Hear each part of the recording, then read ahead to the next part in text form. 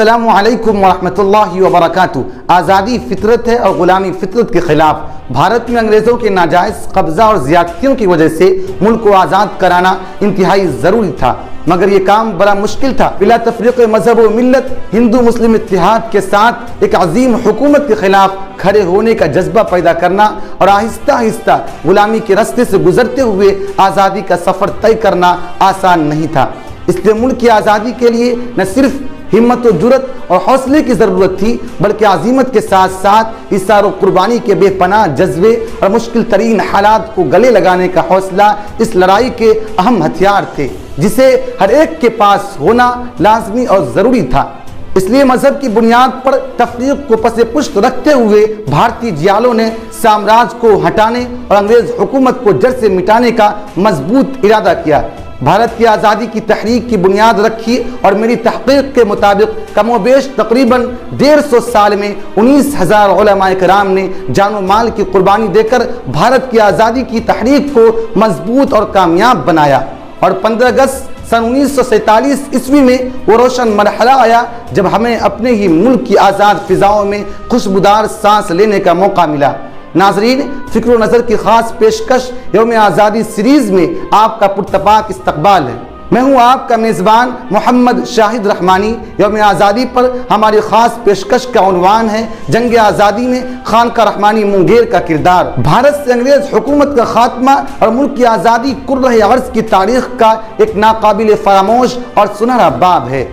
بھارت نہ صرف اس جابر حکومت سے آزاد ہوا جس میں کبھی اپنائیت و اخلاص کا احساس ہو ہی نہیں سکتا تھا، بلکہ اس واقعے نے بھارت کے ساتھ دیگر ممالک کی سیاسی، سماجی، تاریخی، انسانی اور ثقافتی تاریخ پر انمٹ اثرات مرتب کیے۔ بھارت پر قبضہ کی وجہ سے انگریز پڑوسی ممالک کو دیگر بر اعظم پر بھی اپنے انداز کی حکومتیں کر رہے تھے، اور برٹش طاقتور ترین حکومت کے طور پر پوری دنیا کو اپنے چنگل میں لیے ہوئی تھی۔ جیسے ہی بھارت کے مقابلے برٹش حکومت کمزور پڑی اور پھر ہزاروں لاکھوں جانوں کی قربانی کے بعد اس کا خاتمہ ہوا تو اس کی عالمی شناخت میں بھی نمایاں تبدیلی آ گئی۔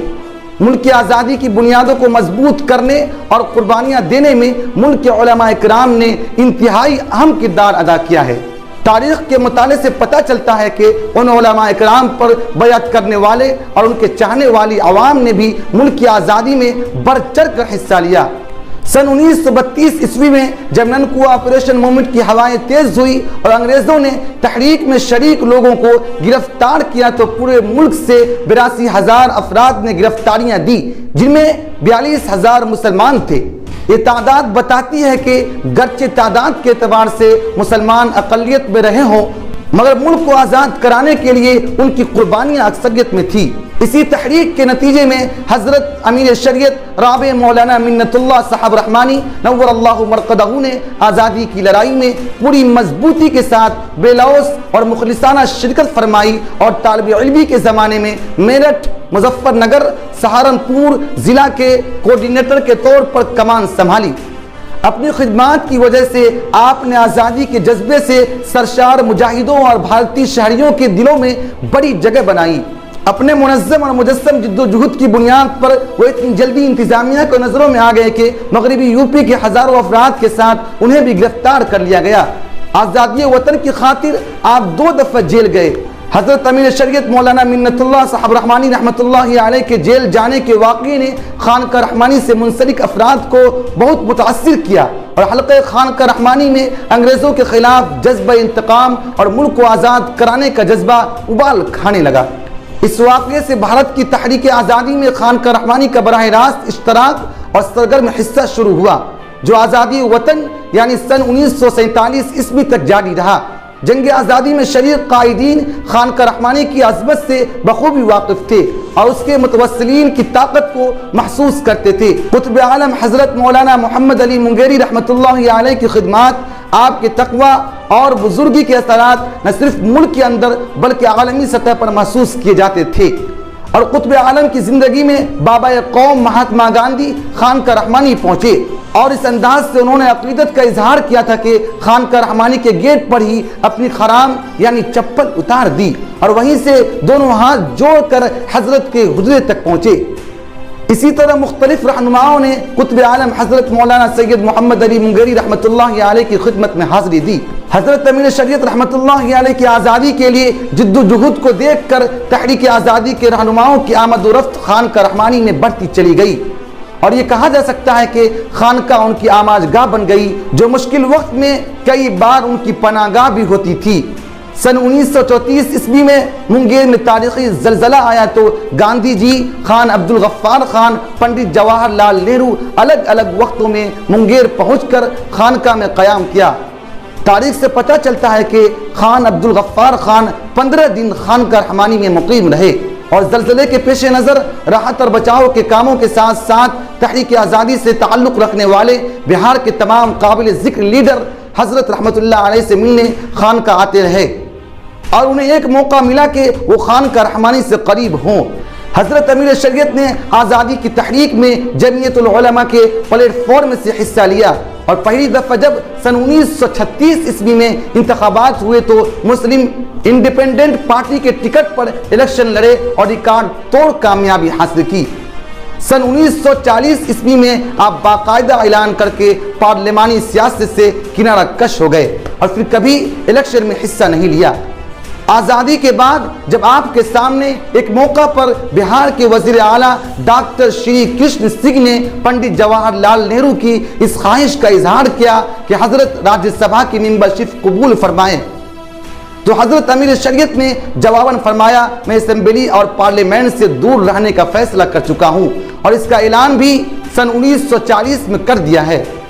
حضرت نے ملک و ملت کے چوطرفہ مفاد کے پیش نظر سرگرمی کے ساتھ جد و جہد جاری رکھی، اور تحریک آزادی کے جد و جہد میں جو خفیہ سرکولر، پوسٹر اور پمفلٹ شائع ہو کر بہار کے بڑے حصے میں تقسیم ہوا کرتے تھے، اس کی طباعت کا سب سے بڑا مرکز یعنی سینٹر خانقاہ رحمانی منگیر بنا۔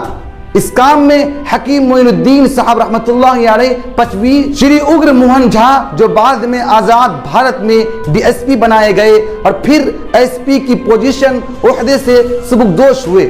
اور شری چندر شیکھر سنگھ جو بعد میں وزیر اعلیٰ بہار اور مرکزی حکومت کے وزیر ہوئے، خاص طور پر حضرت رحمۃ اللہ علیہ کے معاون اور شریک تھے۔ انگریزوں ہندوستان چھوڑو کی سرگرم تحریک اور انگریزوں پر فیصلہ کن اٹیک کے زمانے میں 2 بار خانقاہ رحمانی کی زبردست تلاشی لی گئی،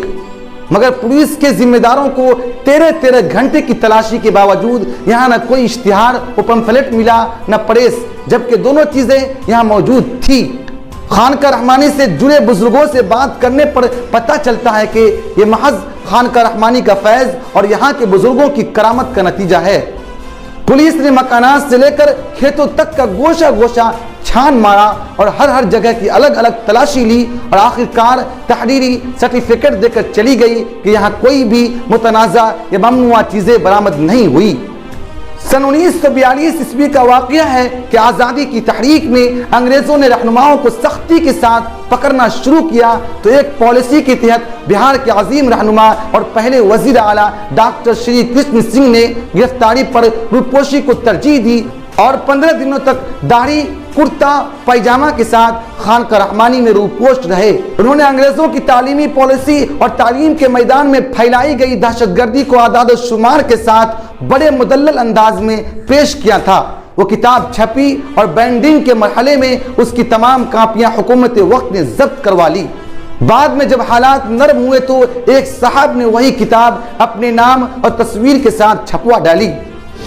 حضرت امیر شریعت مولانا منت اللہ صاحب رحمانی رحمۃ اللہ علیہ نے اپنے معاونین کے تعاون سے الہلال ہفت روزہ پٹنہ سن 1937 عیسوی میں جاری کیا تھا۔ یہ اس زمانے میں انگریزوں کے خلاف مضبوط ہتھیار سے کم نہیں تھا، اور اردو داں طبقے میں بے حد مقبول رہا۔ اردو زبان و ادب کے حوالے سے یہ حقیقت بھی اردو ادب کی تاریخ میں یاد رکھے جانے والی ہے کہ سن 1929 عیسوی میں حضرت امیر شریعت مولانا رحمانی رحمۃ اللہ علیہ نے الجامعہ جیسے اہم علمی اور دینی ماہنامے کی ادارت کی تھی۔ اس وقت ان کی عمر 17 برس تھی، اور ماہنامے کے ٹائٹل پر ان کی کنیت ابو الفضل چھپا کرتی تھی۔ یہ چند واقعات بتاتے ہیں کہ بھارت کی آزادی میں خانقاہ رحمانی اور حضرت امیر شریعت رحمۃ اللہ علیہ کا کتنا سرگرم اور عظیم کردار رہا ہے، اور آزادی کی تحریک میں کتنی نمایاں حیثیت رہی ہے۔ آپ کی انہی نمایاں خدمات کی وجہ سے بھارت کی آزادی کے بعد پنڈت جواہر لال نہرو نے انہیں پدم بھوشن کا خطاب دینے کی پیشکش کی، لیکن جن صاحب کو حضرت سے گفتگو کی ذمہ داری دی گئی تھی، انہوں نے جب منگیر آ کر ذکر کیا تو حضرت رحمت اللہ علیہ نے ایسے کسی بھی خطاب کو قبول کرنے سے انکار کر دیا۔ شکریہ۔